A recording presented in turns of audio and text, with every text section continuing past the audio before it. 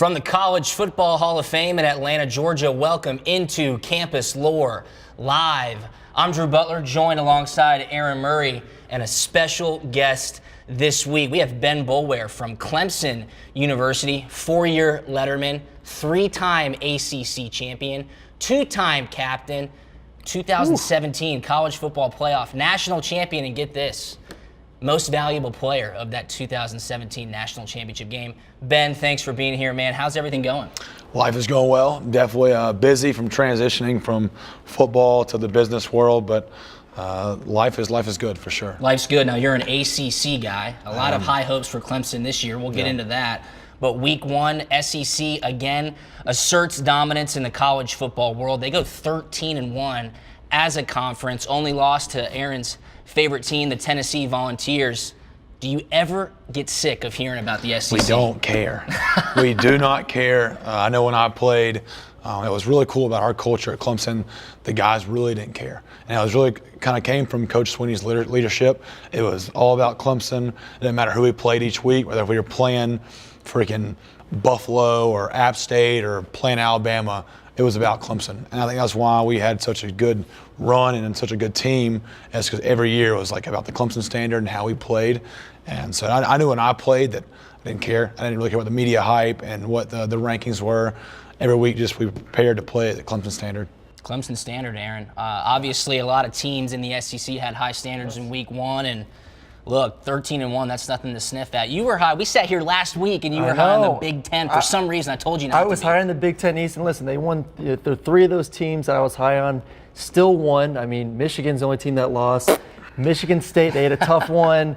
They still pulled it out early in the year. Ohio State dominated, and then Penn State won as well. So, listen, it's still early in the season. It's easy to get on the hype train, and it's easy to jump on, especially the SEC hype train. With all the teams, with all the success, and with the history and all the national championships these past 10 to 15 years. But they showed it. I must say, they showed it in week one, in the big games, in the spotlight. It starts with the Washington-Auburn game. And I was very indecisive. I was indecisive until kickoff. I was unsure because I think Washington, and I still think they are a very talented team. Defensive side of the football. Question marks more on the skill position side on the receivers. Great running back. I still think Jake Browning is a talented quarterback. Does need some help at the receiver position, but Jarrett Stidham showed leadership, showed accuracy, showed poise. I think that Auburn team with that defense is going to be dangerous. And then the biggest surprise for me really was that LSU-Miami game. I thought Miami would be better. I thought Malik Rozier would be better. I thought LSU, too many question marks on the offense side of the football, and I still think they do. I still think offensively, a lot of uncertainty about the Joe Burrow, the quarterback. How good can he be all year long? Can their running game be consistent all year long? Because we know the defense is going to be great. So that game shocked me, honestly. I thought Miami would have a better showing. I still think their punter, sorry, Drew.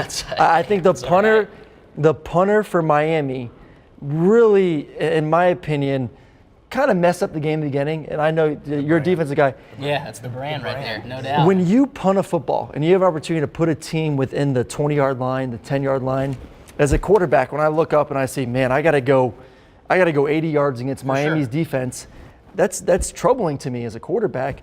When I get the ball at the 40 or 50-yard line, I'm like, man, I just got to get 30 yards and we're in field goal range. I got to go 50 yards and we're going to be able to score a touchdown. It wasn't even that far. It was 12 yards. It's that punter, I thought, really put them in a bad position the entire first half, really gave LSU momentum offensively. Like I said, if you put LSU's offense back at the 10 or at the 15-yard line, I don't think they can consistently drive against Miami. And that's why I think this team faces trouble going forward offensively. It remains to be seen, especially with a team like LSU. But you talk about week one, and you mentioned some of these disasters that happen, right? The self-inflicted wounds, those are bound to happen in the first game of the season.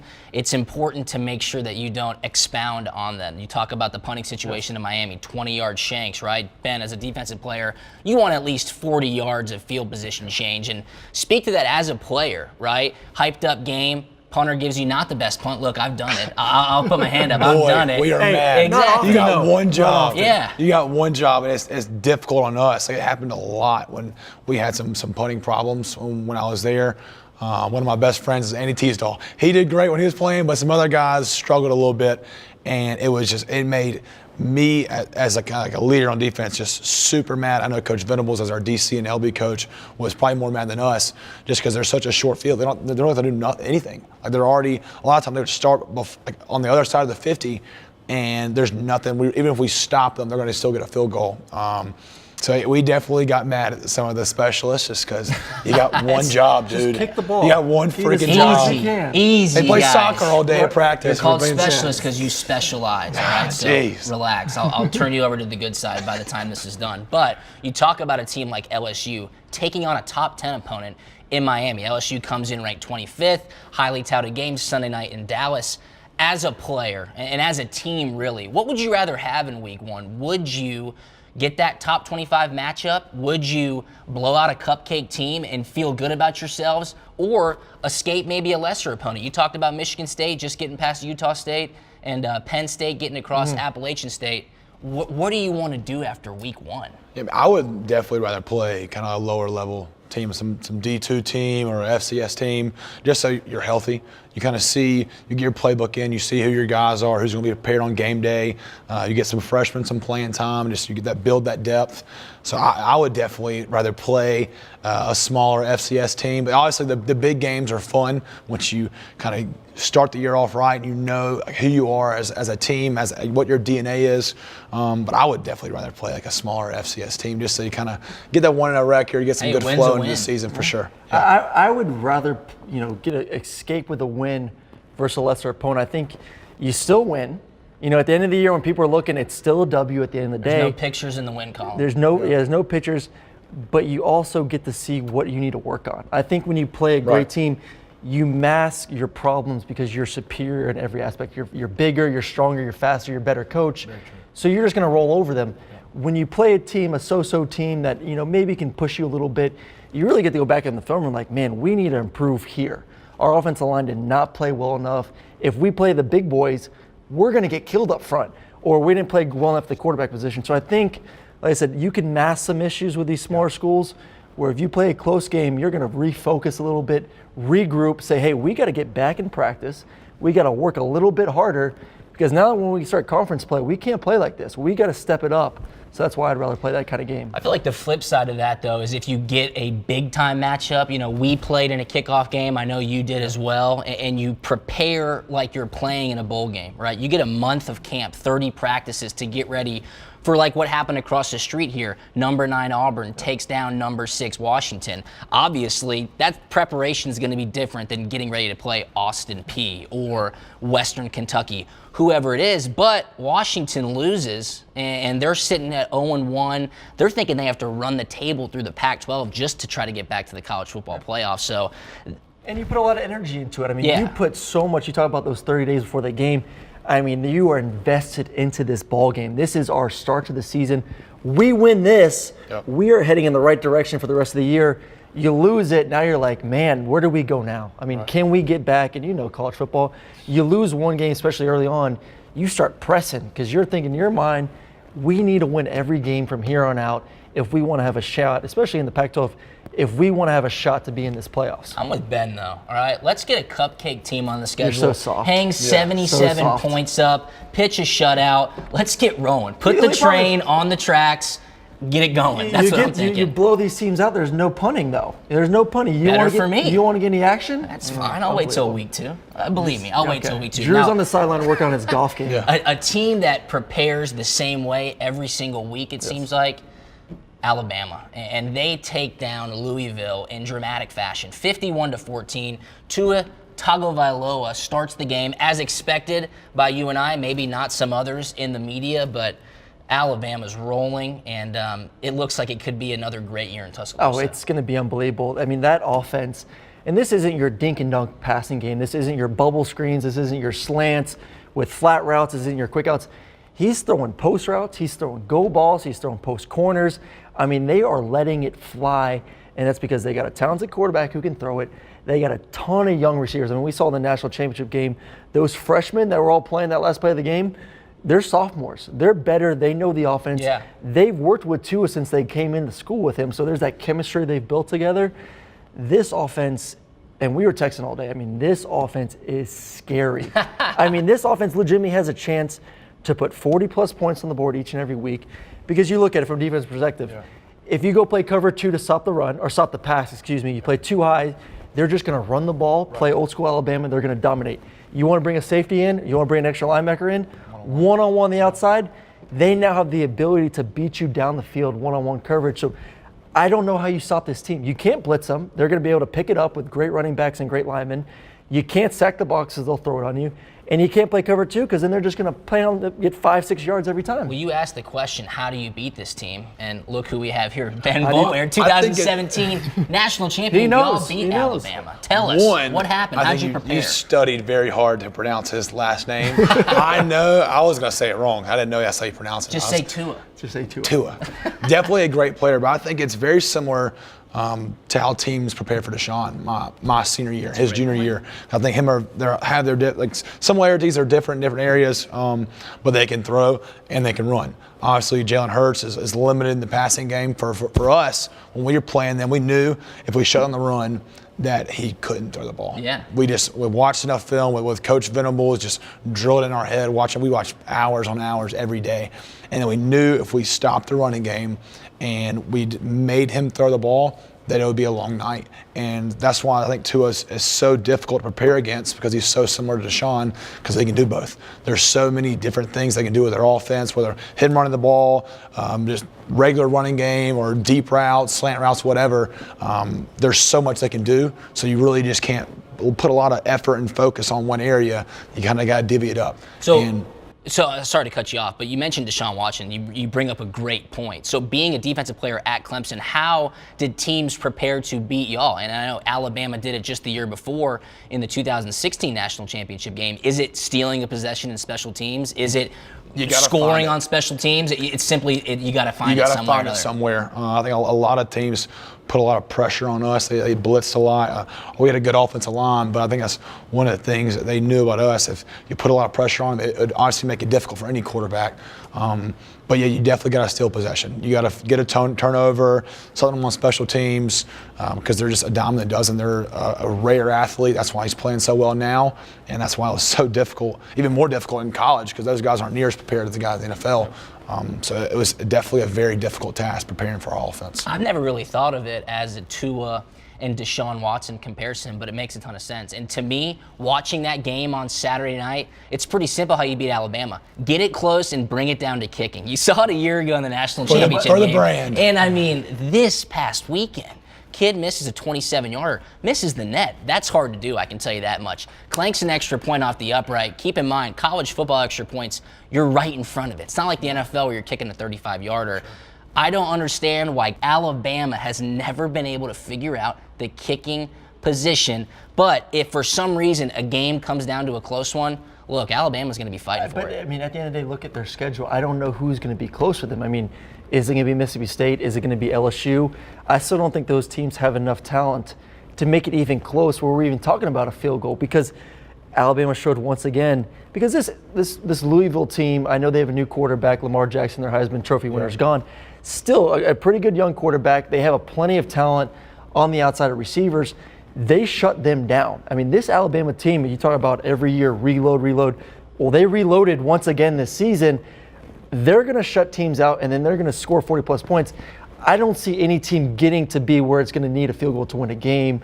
It's unfortunate, but it's Alabama, and in my opinion, it's Alabama and then everyone else. Yeah. And it's going to be tough. It's going to be a tough game for everyone else. You keep mentioning the word dominant, though. From a perspective of mentality, getting ready to play a team that seems like this elephant in the room, this powerhouse, 500-pound gorilla that is almost impossible to get around. How did y'all come together as a group to say, we lost a year ago, we're going to beat them in this 2017 National Championship game? We knew we were good. We were confident, and kind of like I was saying before, we focused on us. We obviously had our game plan against them. We prepared for them and like what they did schematically, but like we really didn't care about the name brand, playing Alabama or playing Florida State or playing Georgia. We were truly focused on Clemson, and I think that's kind of what Coach Sweeney that's really just his leadership, and it's been a trickle-down effect on the coaches, the staff, the players, that we focus on Clemson, And that's why we've had such success over his tenure, is because we don't care about what we're playing. We don't care if we're playing freaking App State or playing Alabama. The game plan's consistent every single week, and if we play to the standard that we have set, that kind of the older guys have had set, and kind of the guys that came before us, then we know we'll be successful. So we don't care. We really just don't care. I love that. That's how key to life, I guess, is just don't care. Don't I care. love it. It's on you. I like that. I love it. No, I like that a lot. We tend to over-sensationalize after a small sample size, right? We did it. We're doing it right now. Week 1 matchups. We're going to put people in baskets and tell them what they're going to be and how they're going to be for the rest of the season. Obviously Tua was graded on 30 minutes in the national championship game. He did a pretty good job to kind of stamp that approval and say, I'm here to stay.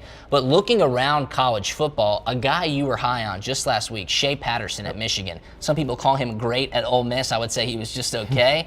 He transfers into Michigan, Jim Harbaugh's offense, thinking that this is going to be a guy that takes the Wolverines over the edge. Now they can beat Ohio State. Now they can contend for a Big Ten title. Wolverines fell flat on their face and they lost to Notre Dame, as I told you last week. Yeah, listen, I wouldn't put it on Shea. You watched that game. Beginning of the game, I thought he played really good. I wouldn't say he played excellent or an All-American level, but he played well enough for that team to win. Offensive line, running game was non-existent. And then a Michigan defense that everyone was hyping up.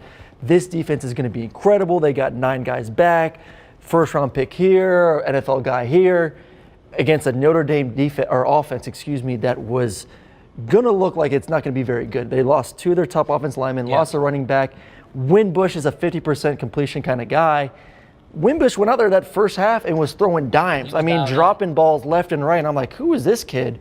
Didn't finish off the game great. Still 12 for 22 or something like that. Over 50%. Over 50%, barely over 50%. Proud of you. But Michigan's defense and Michigan's offensive line was not great. Like I said, Shea started off well. I think second half, Shea Patterson started to press. He's like, I got to make plays. I got to do something. I don't have the supporting cast that I did at Ole Miss with all these top receivers.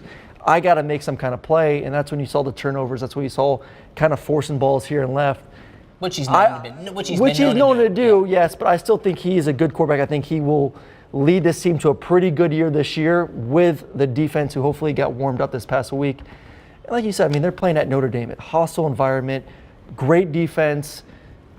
Like I said, I thought they played better offensively than I thought they would play. No, they absolutely did. They but exceeded expectations. Michigan has a lot to work on. I thought they were shown this week, we talked about earlier in the show, they were shown the areas of weakness that Michigan football needs to improve on.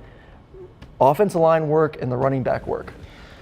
You and I mentioned earlier in the show we'd rather play a cupcake team and blow them out just to get the train on the tracks, like I said. Exactly. Florida did that under Dan Mullen this past week, his first game as Gators head coach. Felipe Franks, their quarterback, was not good a year ago. There's no other way to put it. He comes out, throws 5 touchdowns, I believe, only in the first half. Do you think you can crown him and say, hey, this guy's legit now? Or is it, hey, they played Charleston Southern, let's take a step back and see what he does in conference? Well, I think it's really just about the scheme and the right fit. Obviously, everyone that's playing in the SEC, the ACC, and these conferences are talented. We're getting recruited for a reason. They have talent, whether they're quarterback, whatever position, they have talent. So I think a lot of it's about the scheme you're in, is being in the right fit. And I think obviously with Dan Mullen, he's in a better fit schematically. He's able to do more and kind of be more of him as just be more Felipe and just be more of an athlete and make more plays. So I think schematically he's just in a better fit than he was last year. Are you ready to crown Felipe? I'm not ready to crown Felipe. I knew he was going to be better. He had to be.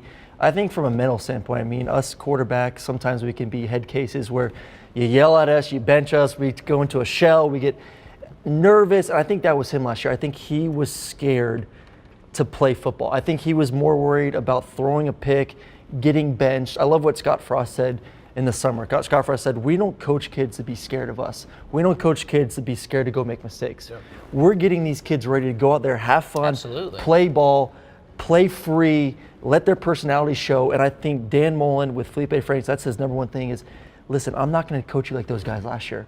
I'm not going to be in your head. I'm not going to have you scared to go out there and play SEC football. So I think it's scheme-wise, it's a better fit. I think anywhere Dan Mullen goes, you see his ability to train these quarterbacks, get them ready to play football.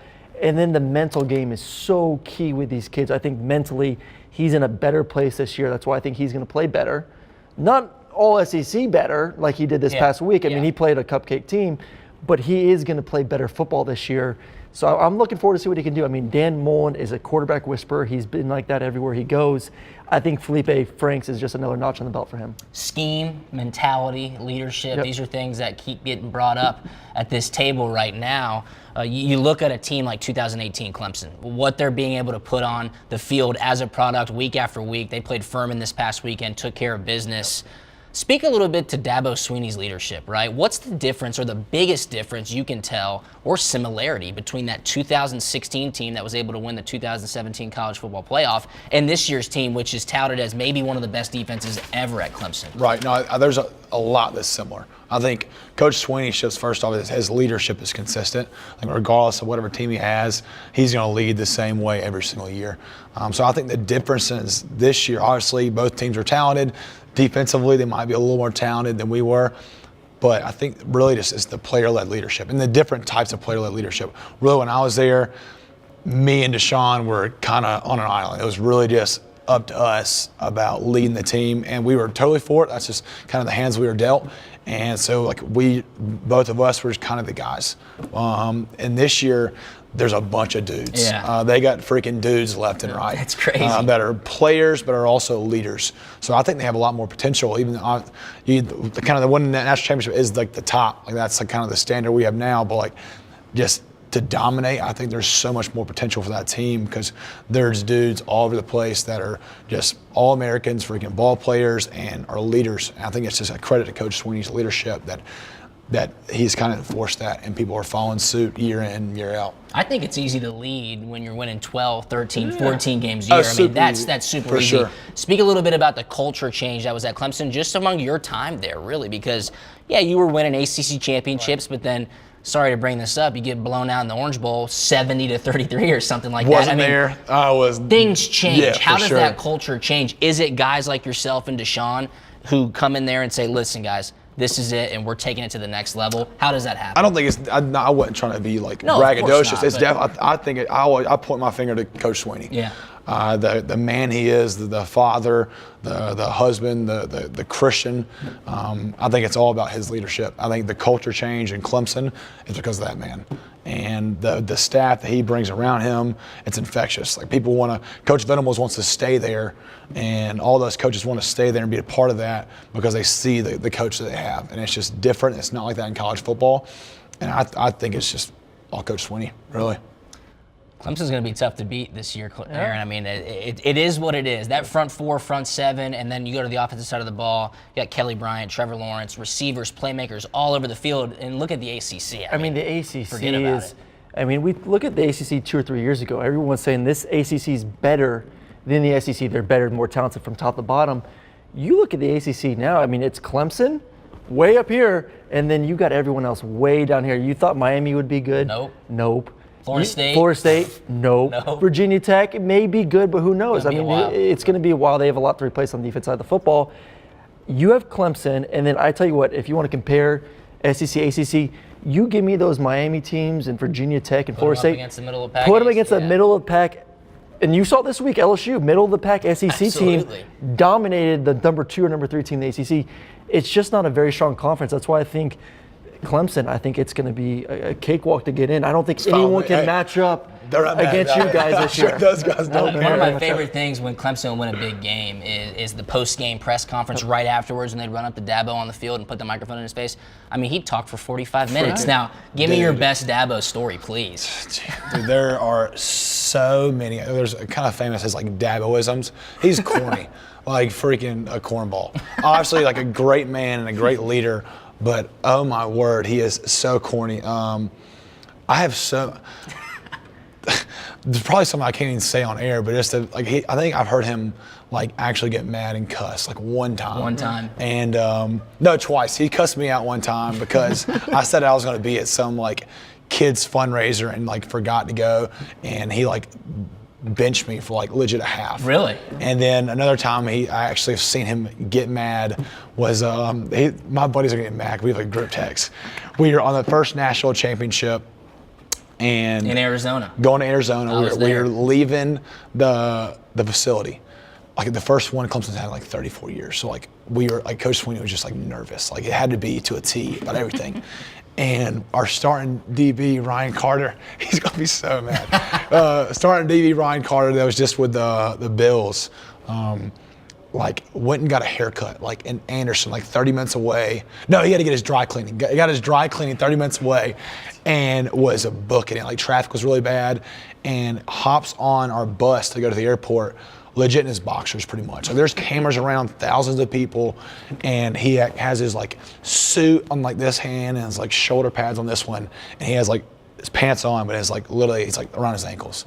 And ESPN gets him running to the bus, waddling, and he was getting on my bus, and Coach Sweeney freaked. I've never seen him get this mad. Obviously, he had a right to get mad because Ryan was being an idiot and was late and didn't have any pants on for national television. But that's one, Coach Sweeney, he probably didn't want me to tell that, but I don't really care. All right. I don't care. Sorry, Coach Sweeney. That's but all right. Freaking just lit into his tail. And it was just I've never seen that side of Coach Sweeney, but he has it in him. He obviously is a very low key, just very nice guy, but when he needs to, he can flip a switch. And I think that's why he balances both. Obviously, this one more than the other, but he has the capacity to freak. There's almost more of an impact when that happens, right? If your coach doesn't get mad, we played It's for terrifying. Coach Rick. It's absolutely terrifying. He is who he is, much like Dabo Sweeney. Exactly. Yeah, and when he got mad at you, it's terrifying. You knew it. I got a morning run for chewing gum at a workout one time. That's a long story that we'll go into at a later Specialist, date. bro. But the freaking brand. Exactly. Hey, Dabo's got a big game this weekend, all right? And speaking of national TV and a bunch of cameras being there, Clemson is going to College Station to take on Texas A&M. A&M blew out a cupcake team, Northwestern State, last week in Jimbo Fisher's debut. This is a big game. Number 2 ranked Clemson going to Texas A&M. Clemson's got to be ready for it, right? They got too much talent to walk in and maybe lose to Texas A&M, or are they going to take care of business? Listen, everyone's jumping on Texas A&M. They had a great first week. I thought they played terrific football in all facets, offense, defense, special teams. I'm not going to say that they're ready to play the big boys. Jimbo Fisher has this program heading in the right direction. I think everyone's bought in, the players, the fans. And I can tell you what, this field, Kyle Stadium, is going to be rocking on Saturday. It's 102,000 people. Like I said, they are bought in. It's going to be loud. It's going to be tough to communicate from an offensive standpoint for Clemson. I think it should be a competitive game early on. I think they'll keep it close. I think Kellen Mond showed that he's taken that next step forward as a quarterback within that pro-style offense. Defensively, still, I want to see how tough they are against a very, very talented offensive team in Clemson. But like I said, I think the fans will keep it in. I think the energy level will be so high for these players for A&M that they'll be able to produce those first 2 quarters. Can they keep it going for a full 4 quarters against a tough Clemson team, especially on the defense and offensive side, or the fronts? I don't think so. I think Clemson will pull away late in the 3rd quarter into the 4th, kind of run away with it. But I think it shows that A&M is getting better, and that A&M is going to be a team in the next couple of years that's going to be reckoned with on the West. Clemson does this every week. They're not scared to go into College Station and take on A&M. What's your thoughts on the game? Well, I think definitely the mindset from a defensive perspective, the best way in an away game. I played at Georgia, I played at South Carolina, Florida State, and the best way to eliminate the noise is just dominate. If the offense didn't do anything, the crowd is going to be no factor at all. And I think that's going to be good for Clemson just because we're dominant on defense. We're freaking dominant on all 3 levels, especially on that front 7. And I think if they do their job, the 12th man, whatever it's called. No, I didn't mean to disrespect, but I just don't know. But the 12th man isn't going to be a factor. What's the offensive side of the football, though? Obviously, they're not going to be noisy when the defense is out there dominating. Exactly. They're going to be noisy when A&M's defense is out there and your offense. Exactly. So it's more of your offense. Can they get a couple first downs? It's all about getting first downs. You get 1 first down, the noise starts to go down. You get a 2nd first down in a drive, that noise will go down dramatically. So that's the key. I think the main storyline from the Clemson perspective, I think obviously, hopefully we win this game, but I think this game is going to determine who the quarterback's going to be for the rest of the year. Obviously, I love Kelly Bryant. I know him very well. I respect him as a player and a leader, and I think he's earned the right to play. But I just know how the media is, Clemson fans. There's so much hype with Trevor Lawrence, and they're kind of splitting time right now. So I think whoever plays better in this game, if Trevor plays better, I think they're going to give him the job. Which he's earned it, but obviously, I want Kelly to be the quarterback because he's the older guy, the leader, the mature veteran. but I just know like how the media is, how the Clemson fans are. And I think whoever plays better in this game will be the starting quarterback for the rest of the year. You're not going to have much of an issue here because I'll tell you what's going to happen. Clemson's going to dominate. They're a 2-touchdown favorite for a reason. And like I said, they do this every single week. And if I've learned one thing sitting at this table with you, it's that they don't care that they're going into College Station. They don't care about the 12th man, and they certainly don't care about Jimbo Fisher because they've taken care of him for the past couple of years. No problem. So Clemson will take care of this game. I don't even think it'll be close in the beginning. I think this is too big of a stage for a young A&M team. I think it's too big of a stage for them to step up and lean on that leadership, that new leadership under Jimbo Fisher, even though they had a good week one. Clemson handles this easy. I think Kelly Bryant just takes care of business, and this thing's going to be over. This thing's going to be over through 3 quarters. There's no doubt. Being a Clemson guy, you obviously have a heated rivalry with South Carolina. Georgia, number 3 Georgia's heading into Columbia this weekend to take on number 24 South Carolina. This game's at 3:30, and I looked at the weather report. It's going to be 94 degrees in Columbia. And if you've played in Columbia like we have, you know it's hotter than the surface of the sun. I mean, it is absolutely ridiculous. So, Will Muschamp's chirping a little bit in the media. Head coach of South Carolina, Georgia football letterman. He was at school with Kirby Smart. What's going to happen here? I mean, this is a big-time game in the SEC. Georgia lost a lot of leadership last year. I think it comes down to that.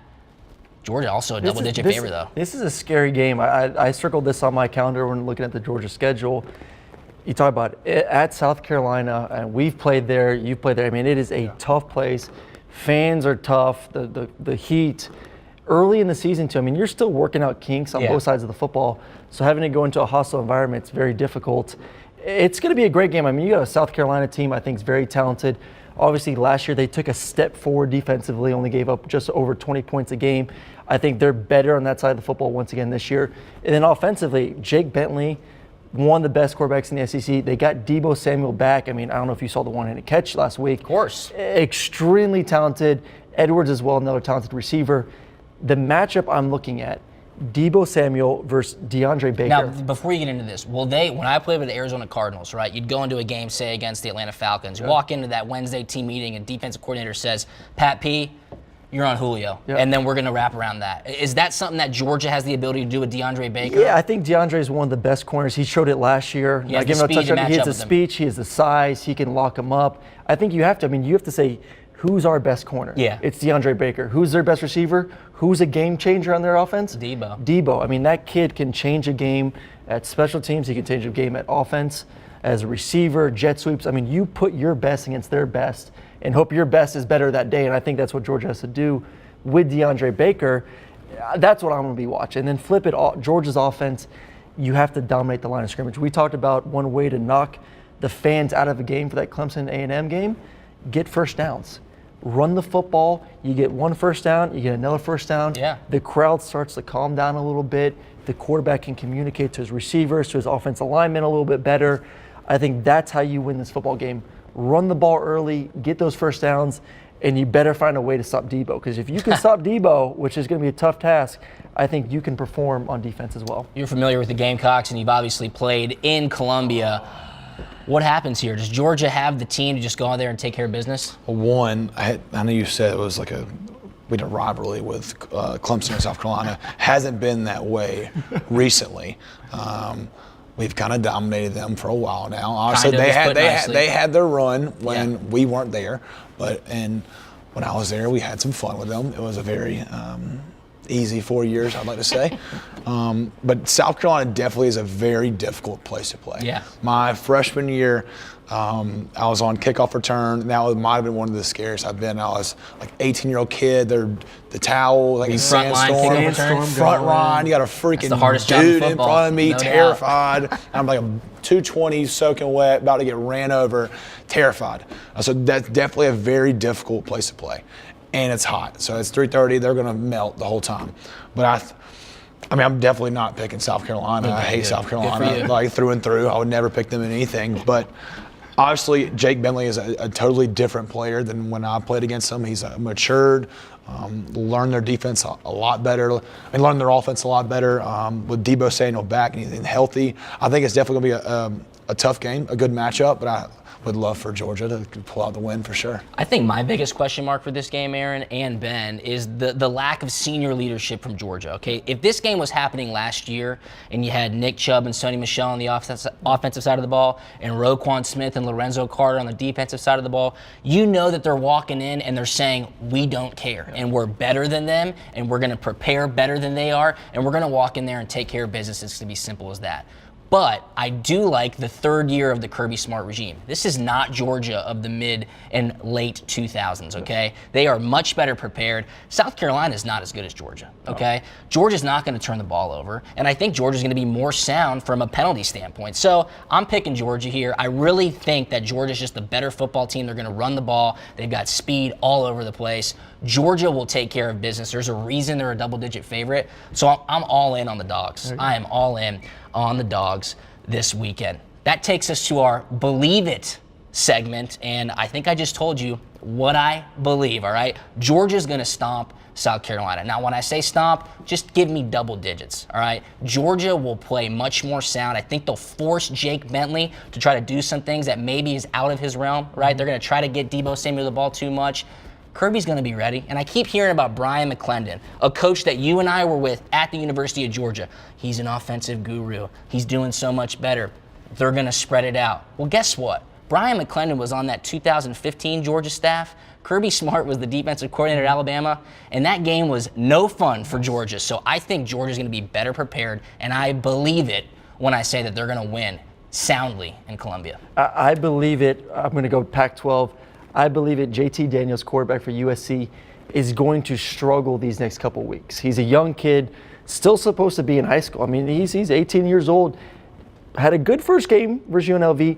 Now has to go on the road to Stanford, on the road to Texas. And Stanford did struggle last week, and Texas obviously lost. But still, you're playing in hostile environments against great teams. And just the thought of an 18-year-old kid, I'm going to go play Stanford or I'm going to go to Texas. He's going to have his bumps, and I think their bumps are going to be early in the season. Is he a talented kid? Yes. But I believe it that he will have those hiccups these next couple weeks. Ben, what do you believe? Well, I believe that Clemson will definitely go into A&M and dominate. I think defensively, we're too good up front. We're too good in the front seven, and really on all three levels. I don't think the crowd will be a factor. I think the leadership on the team and from the coaching staff and just being in these big games, they kind of know how to handle it. So I mean, I think Kelly B will play well. I think he's obviously last year played in these games, playing the bowl games, he's played South Carolina, played Florida State, and all those teams. So he knows how to handle it. So I believe that Clemson will go on A&M and dominate for sure. All right, you heard it here. And Ben, thanks so much for being our special guest here on Campus Lore Live. Signing off from the College Football Hall of Fame. Thanks for joining us.